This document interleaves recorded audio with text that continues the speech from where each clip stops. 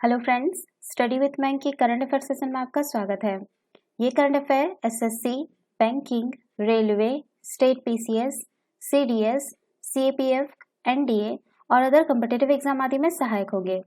आज की डेट है 26 मई 2021। तो चलिए आज का करंट अफेयर शुरू करते हैं। आज का पहला प्रश्न है, निम्न में से किस देश की प्रति व्यक्ति आय $2227 के साथ भारत से $280 अधिक हो गई है? ऑप्शन ए चीन, option B Nepal, option C Bhutan, option D Bangladesh.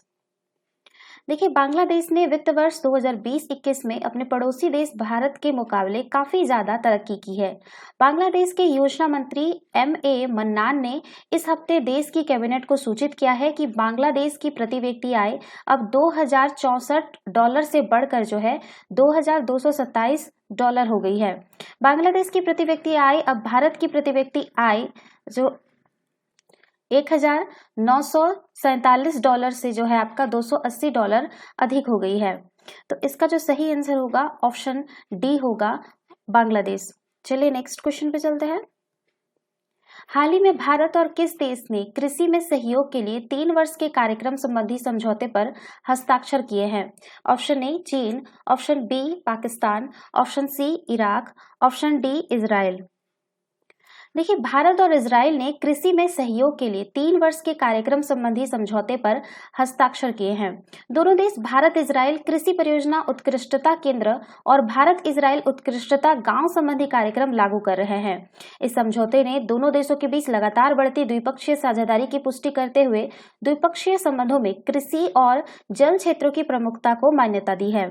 तो इसका सही आंसर होगा ऑप्शन डी इजराइल। चलिए नेक्स्ट क्वेश्चन पे चलते हैं।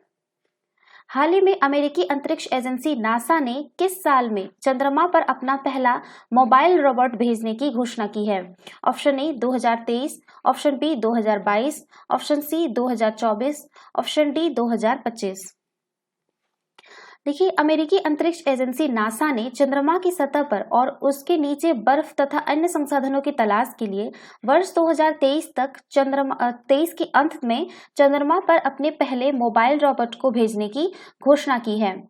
आर्टेमिस मिशन के हिस्से के रूप में volatiles investigation polar exploration rover यानी वाइपर को चंद्रमा पर भेजा जाएगा, जिससे प्राप्त डेटा के आधार पर वैज्ञानिकों को चंद्रमा के दक्षिणी ध्रुव पर संसाधनों का मानचित्र तैयार करने में मदद मिलेगी, जो कि भविष्य में चंद्रमा पर दीर्घकालीन मानव अन्वेषण मिशनों के लिए काफी महत्वपूर्ण होगा। यह रोवर वातावरण एवं मिट्टी के विभिन्न प्रकारों का पता लगाने के लिए विशिष्ट प्रणाली का उपयोग कर चंद्रमा के क्रेटरों का अध्ययन करेगा। इस रोवर का डिजाइन चंद्रमा पर अन्वेषण संबंधी रिसोर्ट प्रोस्पेक्टर नामक एक पूर्व रोबोटिक अवधारणा की ही उन्नत रूप है, जिसे नासा ने वर्ष 2018 की शुरुआत में रद्द कर दिया था। ज्ञात हो कि आर्टेमिस चंद्रमा अन्वेषण कार्यक्रम के माध्यम से नासा वर्ष 2024 तक पहली महिला और अगले पुरुष को चंद्रमा पर भेजना चाहता है। इस मिशन का लक्ष्य चंद्रमा के दक्षिणी ध्रुव सहित चंद्रमा की सतह पर अंतरिक्ष यात्रियों को उतारना है। तो इसका जो सही आंसर होगा वो होगा आपका ऑप्शन ए 2023 तक अपना पहला मोबाइल रोबोट भेजने की घोषणा की है। ठीक है, चलिए नेक्स्ट क्वेश्चन पे चलते हैं। गुजरात के राज्यपाल आचार्य देवव्रत ने कितने अन्य विधेयकों के साथ गुजरात धर्म स्वतंत्रता संशोधन विधेयक 2021 को अपनी स्वीकृति दे दी है? Option A 10, option B 12, option C 15, option D 7। देखिए, गुजरात के राज्यपाल आचार्य देवव्रत ने 7 अन्य विधेयकों के साथ गुजरात धर्म स्वतंत्रता संशोधन विधेयक 2021 को अपनी स्वीकृति दे दी है। ये बिल जो है वो मार्च 2021 में राज्य विधानसभा के बजट सत्र के दौरान पारित किए गए थे।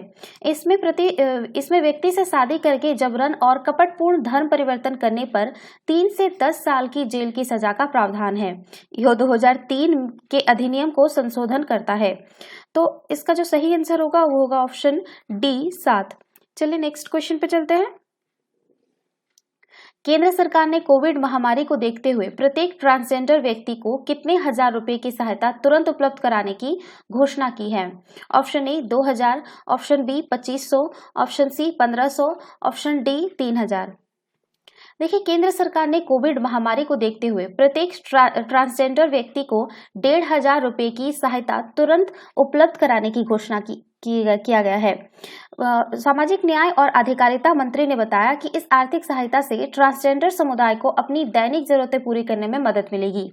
ट्रांसजेंडर समुदाय के लिए काम कर रहे एनजीओ और सामुदायिक संगठनों से सरकार की इस पहल के बारे में जागरूकता फैलाने को कहा गया है। तो इसका सही आंसर होगा ऑप्शन सी 1500। चलिए नेक्स्ट क्वेश्चन पे चलते हैं। भारतीय रिजर्व बैंक ने 21 मई 2021 को कितने करोड़ रुपए के अधिशेष यानी अतिरिक्त लाभ को केंद्र सरकार को हस्तांतरित करने का निर्णय लिया है? ऑप्शन ए 19,122 करोड़ रुपए, ऑप्शन बी 99,122 करोड़ रुपए, ऑप्शन सी 29,122 करोड़ रुपए, ऑप्शन डी है आपका 39,122 करोड़ रुपए। देखिए, भारतीय रिजर्व बैंक ने 21 मई 2021 को 99,122 करोड़ रुपए के अतिरिक्त अधिशेष यानी जिसको सरप्लस बोलते हैं, अतिरिक्त लाभ को केंद्र सरकार को हस्तांतरित करने का निर्णय लिया है। इस ट्रांसफर को मंजूरी देने का फैसला आरबीआई के केंद्रीय निदेशक मंडल की 589 बैठक में लिया गया है। ठीक है, भारतीय रिजर्व बैंक सरकारी वित्त प्रबंधक के तौर पर अपने अधिशेष लाभ से प्रत्येक वर्ष लाभांश का कुछ भुगतान करता है। तो इसका जो सही आंसर होगा वो होगा ऑप्शन बी होगा 99,122 करोड़ रुपीज ओनली। चलिए नेक्स्ट क्वेश्चन पे चलते हैं। निम्न में से किस देश ने इथियोपिया और इरिट्रिया के अधिकारियों पर वीजा प्रतिबंध लगा दिया है? ठीक है, option A America, option B Nepal, option C चीन, ऑप्शन डी रूस। देखिए, अमेरिका ने इथियोपिया और इरिट्रिया अधिकारियों पर वीजा प्रतिबंध लगा दिया है, जिन पर इथियोपिया के टाइग्रे क्षेत्र के 6 महीने पुराने युद्ध को बढ़ाने का आरोप है।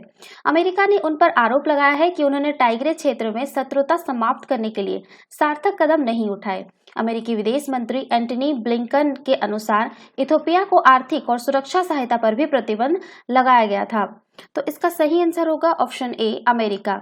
चलिए नेक्स्ट क्वेश्चन पे चलते हैं। दिल्ली विश्वविद्यालय के शोधकर्ताओं द्वारा किए गए 5 वर्षीय व्यापक अध्ययन के बाद राष्ट्रीय राजधानी में मौजूद सांपों की सूची में और कितने प्रजातियों को शामिल किया गया है? Option A 8, option B 10, option C 12, option D 9। देखिए, दिल्ली विश्वविद्यालय के शोधकर्ताओं द्वारा किए गए 5 वर्षीय व्यापक अध्ययन के बाद राष्ट्रीय राजधानी में मौजूद सांपों की सूची में 8 और प्रजातियों को शामिल किया गया है। इस शोध के माध्यम से 1997 की फौना ऑफ दिल्ली नामक पुस्तक में उल्लेखित सूची को अपडेट किया गया है, जिसका उपयोग व्यापक रूप से दिल्ली की मूल प्रजातियों को ट्रैक करने के लिए किया जाता है। इस शोध के साथ राजधानी में मौजूद सांपों की प्रजातियों की संख्या जो है वो 23 तक पहुंच गई है। इस अध्ययन में 23 प्रजातियों और 9 परिवारों में कुल 329 सांप दर्ज किए गए हैं। सूची में शामिल किए गए नए सांपों में common bronzeback tree snake, common tree cat snake, common cat snake, barred wolf snake, common kukri, streaked kukri, common sand boa और सो स्केल्ड वाइपर शामिल हैं। यह प्राचीन आर्यवली पहाड़ियों के अंतिम हिस्से मौजूद है। इस लिहाज से दिल्ली अपनी घनी आबादी वाले शहरी क्षेत्र के बीच देसी वनस्पतियों, जीवों और जैव विविधता के संरक्षण का एक महत्वपूर्ण अवसर प्रदान करता है। तो इसका जो सही आंसर होगा वो होगा ऑप्शन ए 8। चलिए नेक्स्ट क्वेश्चन पे चलते हैं। हाल ही में कौन से राज्य के जीआई प्रमाणित शाही लीची की पहली खेप यूनाइटेड किंगडम को निर्यात की गई? Option A Goa, option B Kerala, option C Bihar, option D है आपका झारखंड। देखिए, जीआई प्रमाणित उत्पादों के निर्यात को बढ़ावा देने के लिए बिहार से शाही लीची की इस मौसम की पहली खेप जो है वो हाल ही में यूनाइटेड किंगडम को निर्यात की गई है। शाही लीची के निर्यात के लिए पादप स्वच्छता प्रमाण पटना में नव स्थापित प्रमाणन सुविधा से जारी किया गया है। इस फल को बिहार स्थित मुजफ्फरपुर के किसानों से प्राप्त किया गया और सीरा इंटरप्राइजेस इसका निर्यात कर रहा है। शाही लीची के निर्यात की सुविधा के लिए एपिडा ने बिहार के कृषि विभाग सहित किसानों, निर्यातकों और आयातकों जैसे अन्य हितधारकों के साथ सहभागिता की है। जर्दालू आम, कतरनी चावल और मगही पान के बाद वर्ष 2018 में जीआई प्रमाणन प्राप्त करने वाला शाही लीची बिहार का चौथा कृषि उत्पाद था। शाही लीची के लिए जीआई पंजीकरण मुजफ्फरपुर स्थित लीची ग्रोअर्स एसोसिएशन ऑफ बिहार को दिया गया है। चीन के बाद जो है भारत विश्व में लीची का दूसरा सबसे बड़ा उत्पादक है। भौगोलिक संकेतक या जियोग्राफिकल इंडिकेशन का इस्तेमाल ऐसे उत्पादों के लिए किया जाता है जिनका एक विशिष्ट भौगोलिक मूल क्षेत्र होता है इन उत्पादों की विशिष्ट विशेषता एवं प्रतिष्ठा भी इसी मूल क्षेत्र के कारण होती है। इस तरह का संबोधन उत्पाद की गुणवत्ता और विशिष्टता का आश्वासन देता है। दूसरे शब्दों में भौगोलिक चिन्ह या संकेत का शाब्दिक अर्थ है एक ऐसा चिन्ह जो वस्तुओं की पहचान यथा कृषि उत्पाद, प्राकृतिक वस्तुएं या विनिर्मित वस्तुएं आदि एक देश के राज्य क्षेत्र में उत्पन्न होने के आधार पर करता है, जहां उक्त वस्तुओं को दी गई गुणवत्ता, प्रतिष्ठा या अन्य कोई विशेषताएं इसके भौगोलिक उद्भव के अनिवार्यता योगदान देती है। इस प्रकार जीआई टैग किसी उत्पाद की गुणवत्ता और उसकी अलग पहचान का सबूत है। यह दो प्रकार के होते हैं। पहले प्रकार में वे भौगोलिक नाम हैं जो उत्पाद के उद्भव के स्थान के नाम बतलाते हैं, जैसे शैंपेन, दार्जिलिंग आदि। दूसरे प्रकार के गैर भौगोलिक पारंपरिक नाम हैं जो यह बताते हैं कि एक उत्पाद किसी एक क्षेत्र विशेष से संबंध है, जैसे अल्फांसो, बासमती, रसगुल्ला आदि। जीआई टैग को औद्योगिक संपत्ति के संरक्षण के लिए पेरिस कन्वेंशन के तहत बौद्धिक संपदा अधिकारों के घटक के रूप में शामिल किया गया है। आपको जीआई टैग के कुछ लाभ बता देती हूँ। तो जीआई टैग किसी क्षेत्र में पाए जाने वाले उत्पादन को कानूनी संरक्षण प्रदान करता है। जीआई टैग के द्वारा उत्पादों के अनधिकृत प्रयोग पर अंकुश लगाया जा सकता है। यह किसी भौगोलिक क्षेत्र में उत्पादित होने वाली वस्तुओं को महत्व बढ़ा देता है। जीआई टैग के द्वारा सदियों से चली आ रही परंपरागत ज्ञान को संरक्षित एवं संवर्धन किया जा सकता है। जीआई टैग के द्वारा स्थानीय उत्पादों को अंतर्राष्ट्रीय स्तर पर पहचान बनाने में मदद मिलती है। इसके द्वारा टूरिज्म और निर्यात को बढ़ावा देने में मदद मिलती है। भारत और विश्व में भौगोलिक संकेतक टैग के कुछ कानून भी बने हुए हैं। ठीक है, तो इसका जो सही आंसर होगा ऑप्शन आपका सी होगा, बिहार। चलिए नेक्स्ट क्वेश्चन पे चलते हैं। हाल ही में कौन से देश में स्थित माउंट निरागोंगो ज्वालामुखी में विस्फोट हुआ है? Option A Indonesia, option B Malaysia, option C है आपका जापान, ऑप्शन डी कांगो लोकतांत्रिक गणराज्य। देखिए, माउंट निरागोंगो ज्वालामुखी कांगो लोकतांत्रिक गणराज्य में स्थित के पूर्व में स्थित है। हाल ही में माउंट निरागोंगो ज्वालामुखी में भयंकर ज्वालामुखी विस्फोट हुआ है। माउंट निरागोंगो ज्वालामुखी एक सक्रिय ज्वालामुखी है। यह ज्वालामुखी पिछली बार वर्ष 2002 में फटा था, तब यहाँ भारी तबाही हुई थी। ज्वालामुखी पृथ्वी की सतह पर उपस्थित ऐसी दरार या मुख होता है जिससे पृथ्वी के भीतर का गर्म लावा, गैस, राख आदि बाहर आते हैं। पृथ्वी की सतह के अंदर पिघले हुए पदार्थ को मैग्मा कहते हैं। वहीं जब यह मैग्मा पृथ्वी से बाहर आता है तो इसे लावा कहा जाता है। ज्वालामुखी विस्फोट के समय पृथ्वी से यही मैग्मा बाहर निकलता है एवं इसके साथ भारी मात्रा में जलवाष्प, राख एवं विभिन्न प्रकार के गैस इत्यादि बाहर निकलते हैं। ज्वालामुखी 3 प्रकार के होते हैं: सक्रिय ज्वालामुखी, सुसुप्त ज्वालामुखी और मृत ज्वालामुखी। तो इसका सही आंसर होगा ऑप्शन डी कांगो लोकतांत्रिक गणराज्य। तो ये थे आज के करंट अफेयर। वीडियो पसंद आए तो लाइक, शेयर और कमेंट करना ना भूलें। साथ ही साथ चैनल को सब्सक्राइब करना ना भूलें।